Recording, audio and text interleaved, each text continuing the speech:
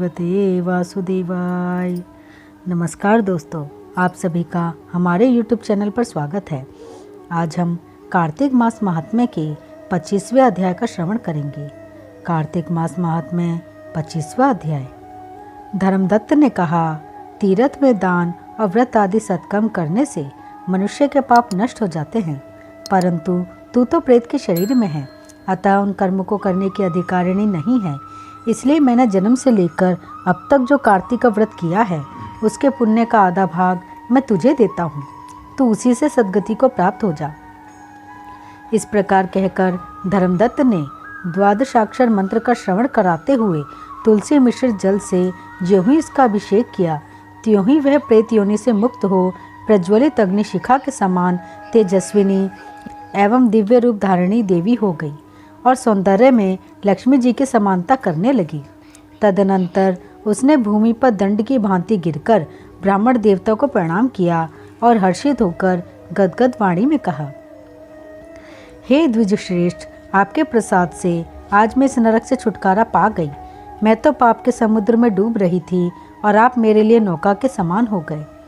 वह इस प्रकार ब्राह्मण से कह रही थी कि आकाश से एक दिव्य विमान उतरता दिखाई दिया। वह अत्यंत प्रकाशमान एवं विष्णु रूपधारी पार्षदों से युक्त था। विमान के द्वार पर खड़े हुए पुण्यशील और सुशील ने उस देवी को उठाकर श्रेष्ठ विमान पर चढ़ा लिया।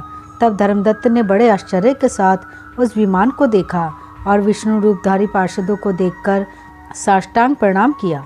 पुण्यशील और सुशील ने प्रणाम करने वाले ब्राह्मण को उठाया और उसकी सराहना करते हुए कहा, हे द्विज श्रेष्ठ, तुम्हें साधुवाद है, क्योंकि तुम सदैव भगवान विष्णु के भजन में तत्पर रहते हो, दीनों पर दया करते हो, सर्वज्ञ हो तथा भगवान विष्णु के व्रत का पालन करते हो।